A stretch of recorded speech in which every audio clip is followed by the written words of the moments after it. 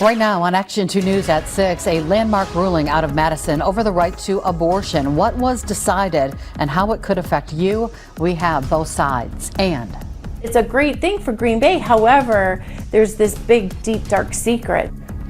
It's celebrated as being a great addition for housing in downtown Green Bay, but one local subcontractor on the project says there's something you need to know. Plus, one local organization helping honor our state's veterans one flight at a time. We'll show you this dream flight. From WBAY-TV, your first alert station, Action 2 News at 6 starts now. Good evening. Thanks for joining us. Democrats across the state celebrating a win today after a 4-3 ruling by the Wisconsin Supreme Court striking down an abortion ban. That law passed by lawmakers back in 1849. The High Court saying the ban is no longer valid because newer abortion restrictions supersede it. Jason Zimmerman has reaction from both sides. He's live in the studio tonight. Jason.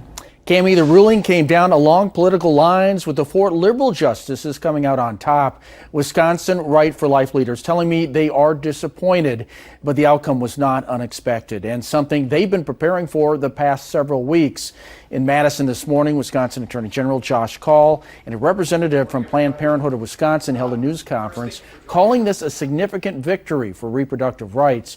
The 1849 law was a near total ban on abortions, making it a felony for anyone other than the mother or a doctor in a medical emergency to abort an unborn child. Roe v. Wade overturned that law in 1973 until that decision was repealed in 2022, forcing abortion clinics to stop providing services temporarily in Wisconsin. In his lawsuit, AG Kaul specifically cited a 1985 law that essentially permits abortions until viability. But at a time when the rights of Wisconsinites and Americans are under threat, this case is a stark reminder of how important it is that we fight for our rights, that we advocate for what is in the best interests of the people of our state, and that we stand on the side of freedom. This book or law has been on the books for, many, many years. And we also have other laws in the state of Wisconsin that stayed on our state statutes, but maybe weren't used for years. And now that the decision of Roe came back, it should be reinforced.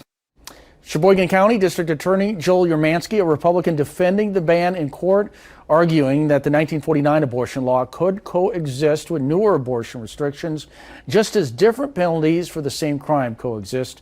His office declined our request today for comment. Chris, Cammie, back to you. All right, Jason, thank you. Recent polling shows support for abortion access here in the state. During the November election, the Associated Press polled Wisconsinites. 62% said abortion should be legal in all or most cases. The Marquette University Law School poll frequently asked state voters about abortion access.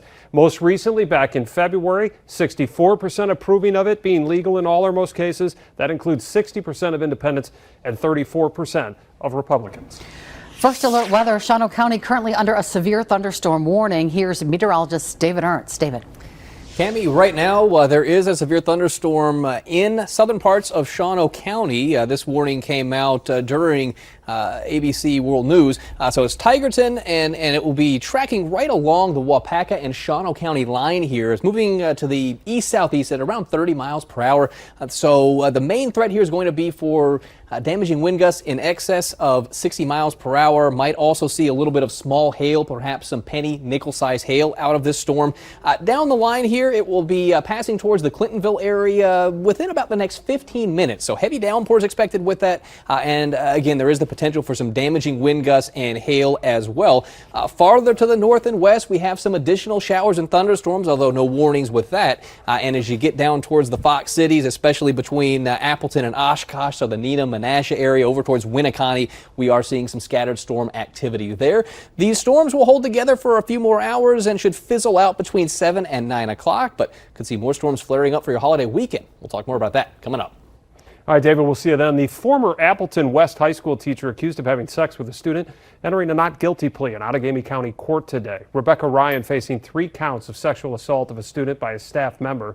According to court records, the victim was 17 years old at the time.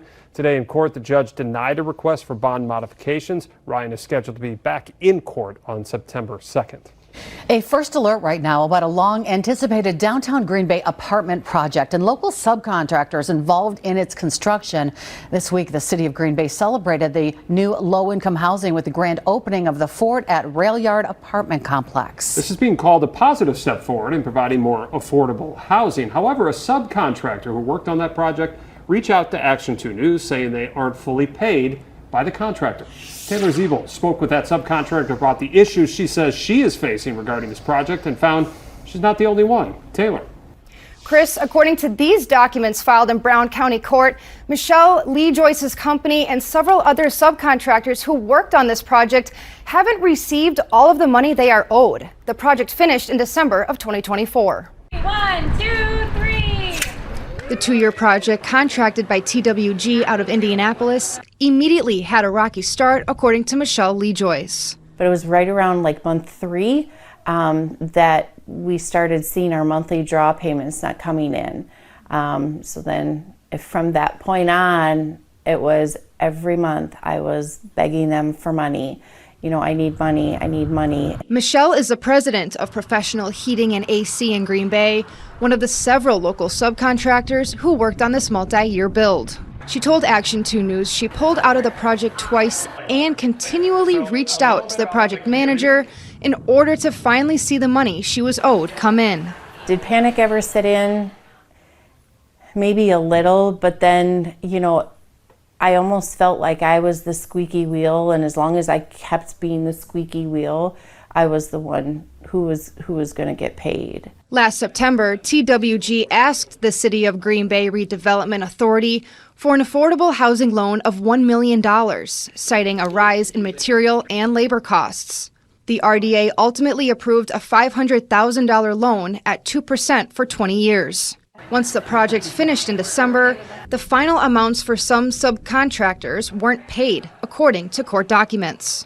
Action 2 News obtained several publicly filed subcontractors' liens on the property over the last several months, ranging from tens of thousands of dollars to a couple of $100,000. We all kind of knew in the pit of our stomach that it was going to come to this at the very end because it was such a struggle throughout the project.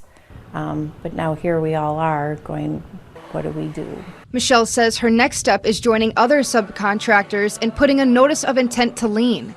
If that isn't taken care of, she says she'll consider a lawsuit. It made me mad, you know, because they're out there and, you know, it's this great thing. And it is. It's a great thing for Green Bay. However, there's this big, deep, dark secret that they haven't paid all of their subs. They owe millions of dollars.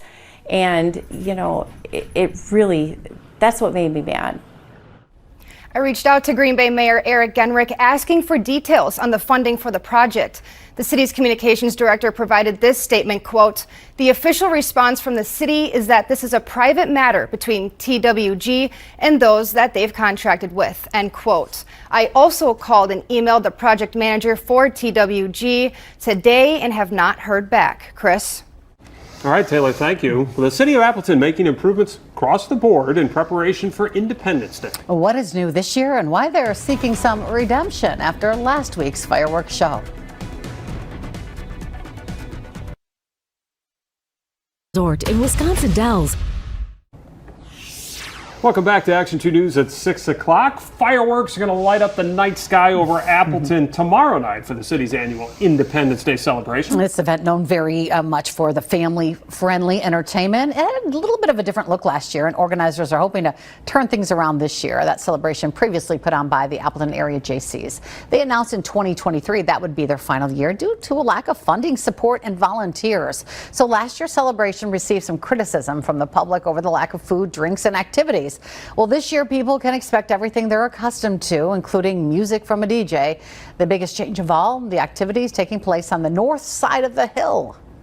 That way everybody can see where the beverages, the food, the activities are, and I think it'll just be more logistically better for everybody. Everything begins at 4 p.m. Fireworks scheduled to start around 9:30. You can find a full list of fireworks shows all over in different communities on our website, WBAY.com/fireworks. Veterans in the Fox Valley taking flight with a little help from a local organization. Still to come on Action 2 News at 6 o'clock. Buckle up. We're going to show you and take you on a dream flight, showing how they help honor veteran sacrifice with this journey of a lifetime. Coming up this week on Small Towns. Welcome back. Senior veterans from around the area with a chance to fly. That's a World War II era biplane they're riding in. This was for free today. It was at Whitman Regional Airport in Oshkosh. Such a calm look. I think I'd be a little more nervous, but Dream Flight's the nonprofit hosting this event, doing this to honor veterans and seniors with this adventure of a lifetime. I love it. New at 6, Jamal James speaks with local veterans, touching down about their experience. I love the sound of the engine. It's got a great sound. I love the sturdiness of the airplane. It was terrific. And being up in the sky was a wonderful experience. More than half a dozen veterans like John Hansen, who served during the Vietnam War, were in for a real treat. The opportunity to fly 1,000 feet in an open cockpit over Oshkosh on Wednesday. This is a wonderful way for me to celebrate my 95th birthday. This PT-17 Stearman was used as a trainer during World War II, but now it's turned into the Spirit of Wisconsin.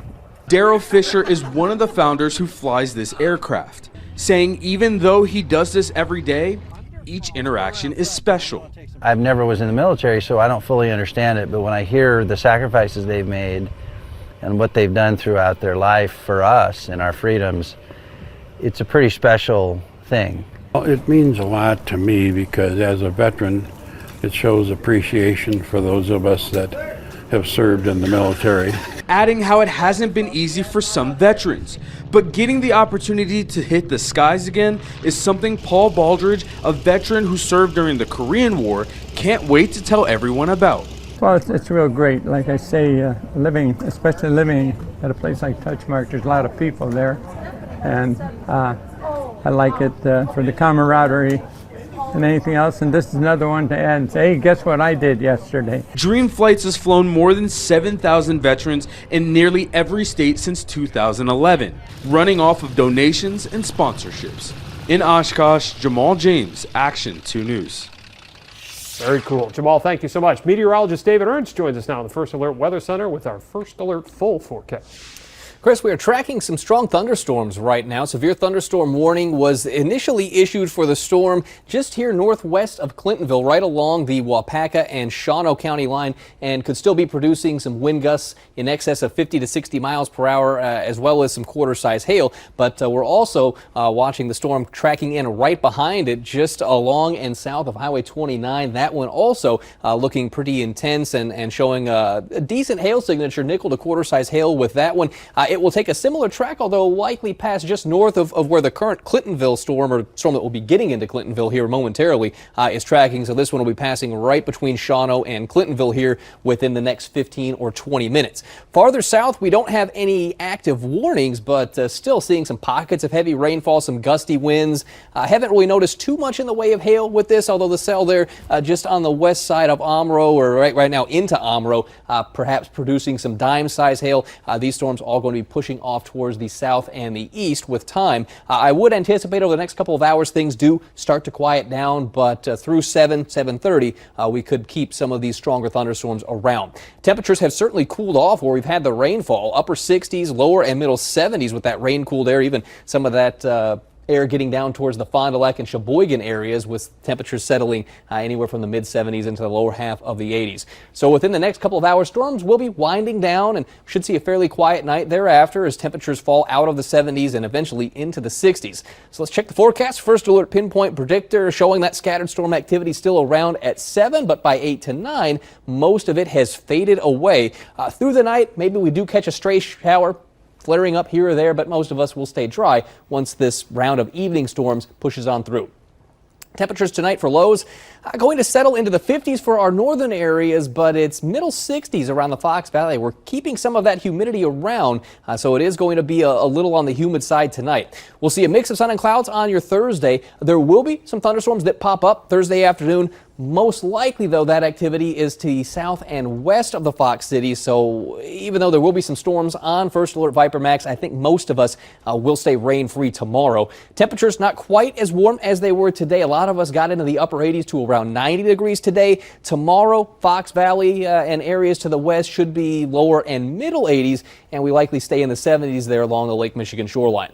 We do keep the humidity around. Mid-60-degree dew points through the night and into tomorrow, and that humidity gets even higher as we head into your holiday week, and a sticky 71-degree dew point there on Friday, and we'll keep those 70s around through the 4th of July holiday. Watching for some thunderstorms to roll through, especially Saturday night and into Sunday, and once those move through, we do get a bit of a reprieve from the mugginess, and the heat should be dropping off as well. But this is how it will feel on the 4th of July during the afternoon, mid-90s for that heat index, and there could be some pop-up thunderstorms that develop with that heat and humidity. The more widespread rain and storm threat, though, will shift into the area over the course of the day on Saturday, especially late Saturday, Saturday afternoon, and Saturday evening for those storms to be tracking on through the area.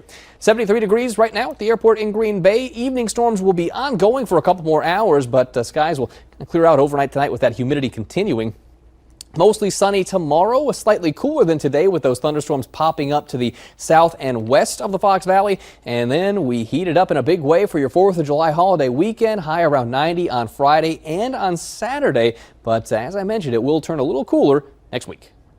Well, coming up, some good and some bad news for the Brewers on the injury front as they head into their twin bill in New York. And one Northeast Wisconsin high school golfer tees it up and shines across the pond in the birthplace of golf. Stick around. First Alert Weather with meteorologist David Ernst is brought to you by Renewal by Andersen. For the most durable, custom-crafted replacement windows, go now to WBAY.com. Find us at Ballard and 41 in Appleton.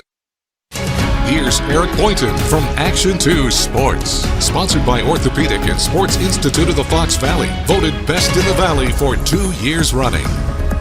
Well, Scotland is the birthplace of golf, especially the old course of St. Andrews, a bucket list trip for almost anyone that loves the game like Chris over there. One Northeast Wisconsin high school golfer getting his chance to not just play competitively across the pond during his summer break, but shine too. Joey Dubois has more. Just days after his junior season came to a close at the WIAA state tournament, Winneconne golfer Austin Doby packed his bags to head across the pond to the Scotland Junior Golf Invitational to play at some of the most historic courses in the entire world. Doby over there didn't just thrive, he went out and won the whole thing. Well, to be honest, going out there, I did not think I was going to play that well. Just coming off of state on Monday and Tuesday there, did not play good golf. It was honestly my worst 2 rounds of the year. Going out there and playing that good of golf out there and consistent golf was amazing. It was definitely big to win something after a while. Doby leading big after day 1 at Dunbar Golf Club thanks to a strong finish. I was 1 over going into 17, made a good par there, and then 18 was dead into wind. Hit a good driver in the middle of the fairway, and my 5-iron into that green was one of the best shots I've ever hit. Spun right on the green and was like 9 feet for birdie, and I made it. Doby joined on the trip by his father, creating memories that will surely last a lifetime. He got to see me play good golf over there and got to see me play at St. Andrews, so I'm sure it was special for him too. Just to be on that place where Tiger and Jack were, it was super cool just standing on this Wilkin Bridge there, looking at the 18th hole, super wide fairway, super cool to look at over there. And with 1 season of high school golf still remaining, Doby ready to take Northeast Wisconsin by storm in his senior year. In Winneconne, Joe Dubois, Action 2 Sports. Thanks, Joey. The long road back for Brandon Woodruff has a final destination. The veteran right-hander is penciled in to pitch in his first big league game in 652 days on Sunday in Miami. Fittingly, the very mound Woody injured his shoulder on back in September of 2023. Milwaukee has not activated Woodruff off the injured list or made a corresponding move. Rookie Chad Patrick is scheduled. That would usually be his spot in the rotation on Saturday. Then there's Garrett Mitchell. Bad news for him. The outfielder is done for the year after having surgery on his injured left shoulder. Mitchell has only played in 141 games in his now 4-year career. While the rest of the crew playing a twin bill in Queens against the Mets today, they took Game 1. Jacob Mizorowski on the mound for Game 2. Go figure, it's scoreless in the first. Mizorowski going at it right now.